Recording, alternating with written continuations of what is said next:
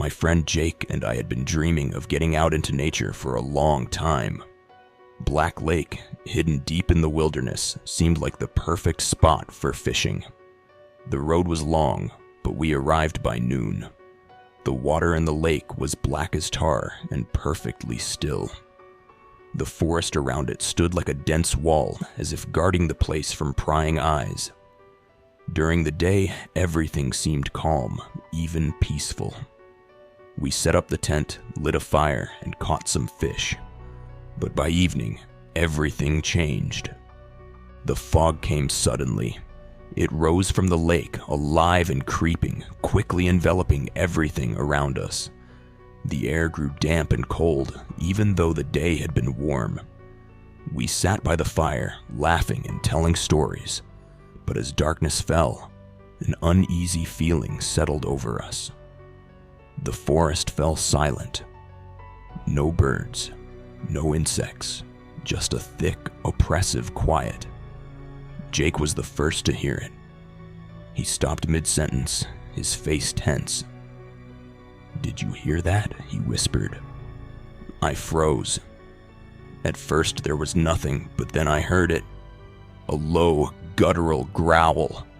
It came from deep within the forest, and the sound was so deep I could feel it in my bones. "Probably a bear," I said, trying to sound confident. "Bears don't sound like that," Jake replied, and I could hear the fear in his voice. We decided to ignore it. We pulled on our jackets and added more wood to the fire. But the sounds didn't stop.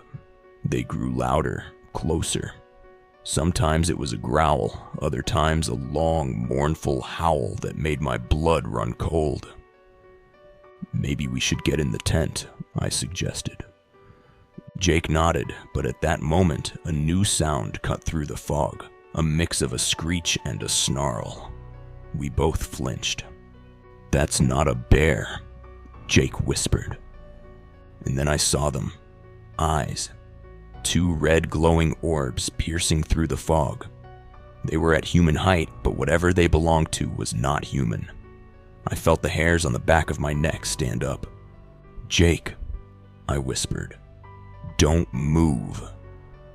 But he had already seen them.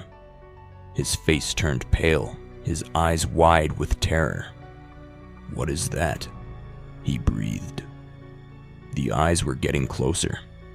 The fog swirled around them, alive and shifting. I heard heavy footsteps, the crunch of branches under massive paws, and then the creature stepped into the light.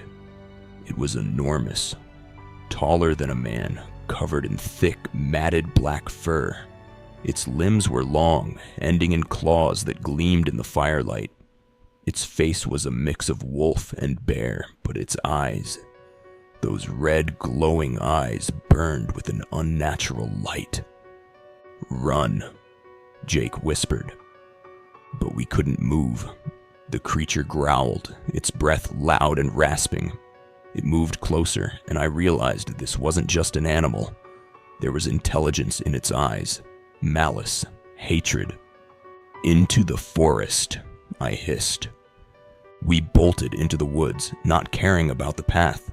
The creature pursued us, its growls tearing through the silence. We ran, stumbling over roots and branches until we stumbled upon a cave. "In there!" Jake shouted. We rushed inside, but what we saw made us freeze.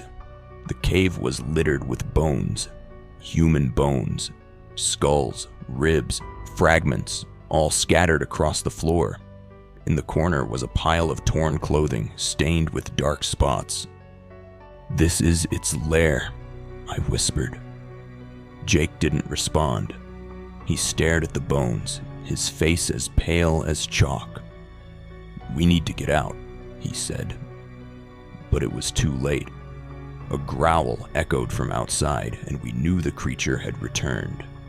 It stood at the entrance, its eyes burning like hellfire. "Back!" I shouted.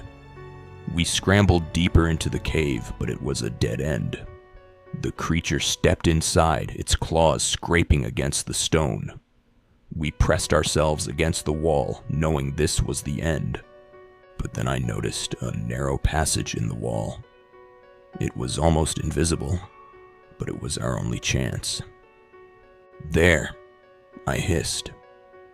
We squeezed through the gap and found ourselves in a narrow tunnel. The creature roared behind us, but it was too large to follow. We crawled until the tunnel led us back to the surface. We emerged in another part of the forest. The fog was still thick, but we knew the creature was somewhere nearby. "Run," Jake said. We ran without looking back. The forest was a maze, but we knew we had to escape. The creature pursued us, its growls echoing from all directions. We ran until we saw the glow of headlights. It was the road. We stumbled onto it, gasping for breath. "We're safe," Jake whispered. But I wasn't so sure. We left that lake and never returned. But sometimes, on foggy nights, I think I hear that growl. And I know it's still there, waiting